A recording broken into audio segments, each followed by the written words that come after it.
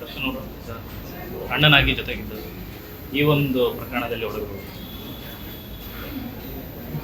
ಏನು ನನಗೆ ಅದು ಏನು ರಿಯಾಕ್ಟ್ ಮಾಡಬೇಕು ಅಂತ ಗೊತ್ತಾಗ್ತಿಲ್ಲ. ನನಗೆ ಏನು ಅಂತಂದರೆ ತುಂಬ ಮನಸ್ಸಿನಂತ ನೋವಾಗಿದೆ.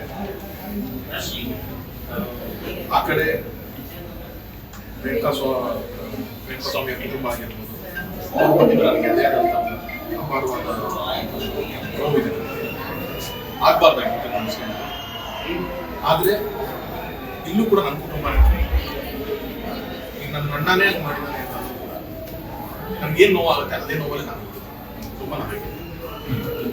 ಈಗಲೂ ನನ್ನ ಅನಿಸಿಕೆ ಏನು ಅಂತಂದ್ರೆ ಅದೇನು ತಪ್ಪಿಲ್ಲ ಅಂತ ಆಚೆ ಬರ್ಬೋದಲ್ವಾ, ಅದನ್ನೇ ಆಗತ್ತೇನೋ ಅನ್ನೋ ನಂಬಿಕೆ ಮೇಲೆ ನಾನಿದ್ದೀನಿ.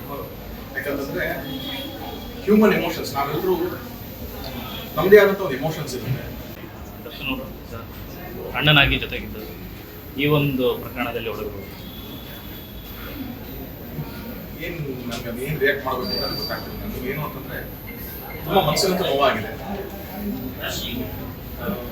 ಆ ಕಡೆ ರೇಣುಕಾಸ್ವಾಮಿಯ ಕುಟುಂಬ ಆಗಿರ್ಬೋದು, ಅವ್ರ ಬಗ್ಗೆ ನನಗೆ ಅದೇ ಆದಂಥ ಅಪಾರವಾದ ನೋವಿದೆ. ಆಗಬಾರ್ದಾಗಿತ್ತು ಮನಸ್ಸಿಗೆ. ಆದರೆ ಇಲ್ಲೂ ಕೂಡ ನನ್ನ ಕುಟುಂಬ ಈಗ ನನ್ನ ಅಣ್ಣನೇ ಮಾಡಿದ್ದಾನೆ ಅಂತ ನನಗೇನು ನೋವಾಗುತ್ತೆ ಅದೇ ನೋವಲ್ಲಿ ನಾನು ತುಂಬ ನಾವಿದೆ.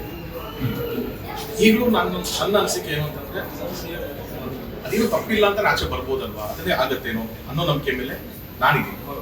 ಯಾಕಂತಂದ್ರೆ ಹ್ಯೂಮನ್ ಎಮೋಷನ್ಸ್, ನಾವೆಲ್ಲರೂ ನಮ್ಮದೇ ಆದಂಥ ಒಂದು ಎಮೋಷನ್ಸ್ ಇರುತ್ತೆ.